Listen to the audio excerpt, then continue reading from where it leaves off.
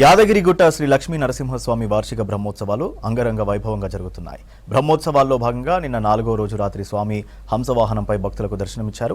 ఆలయ తిరుమాడ వీధుల్లో ఊరేగుతూ కనువిందు చేశారు నారసింహుడు. హంసరూపుడైన స్వామి స్వయంగా భక్తకోటిలోని అజ్ఞానం తొలగించి జ్ఞాన ప్రకాశం వెలిగిస్తారని అర్చకులు తెలిపారు. ప్రత్యేకంగా తెప్పించిన పూలతో స్వామివారిని సర్వాంగ సుందరంగా అలంకరించారు పండితులు. ఆలయ తూర్పు రాజగోపురం ముందు భక్తుల భజనలతో స్వామివారిని సేవించుకున్నారు.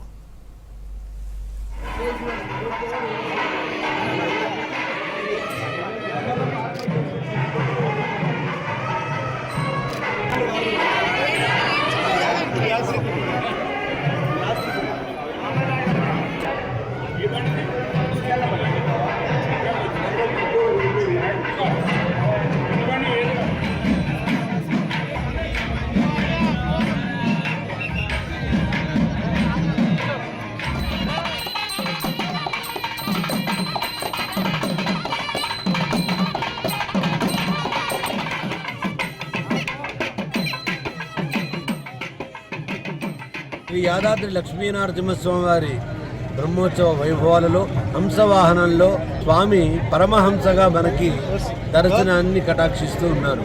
హంస జీవరాశుల్లో పక్షి స్వరూపంగా ఉండబడేటువంటి ఈ హంస జీవాత్మలకు ప్రతీక. జీవాత్మ ఎప్పుడు కూడా పరమాత్మను అధిరోహిస్తూ ఉండాలనే దానికి ప్రతీక. హంస నీళ్లను స్వీకరించదు, పాలను మాత్రమే స్వీకరిస్తుంది. సమాజంలో ఉండబడేటువంటి చెడుని మానవుడు స్వీకరించకూడదు, మంచిని మాత్రమే స్వీకరించండి అనే దానికి ప్రతీకగా ఈ హంసవాహన సేవ ఒక పాఠం చెప్తుంది. అంతేకాకుండా యుక్తాహార విహాయస్య తామర తూడును మాత్రమే స్వీకరించి ఈ శరీరాన్ని ఆత్మని పోషించుకుంటూ ఉంటుంది. భగవన్ నామంతోనే మనం ఆత్మను పోషించుకోవాలి. శరీరానికి మితాహారాన్ని మాత్రమే అందించి అమితమైనటువంటి బలాన్ని చేకూర్చుకోవాలి. జగదాచార్యులైనటువంటి రామానుజుల వారు, నమ్మాళ్ళ వారు యొక్క రాజముద్ర ఏమిటంటే హంస. జీవాత్మలలో పరమశ్రేష్టమైనటువంటిది హంస.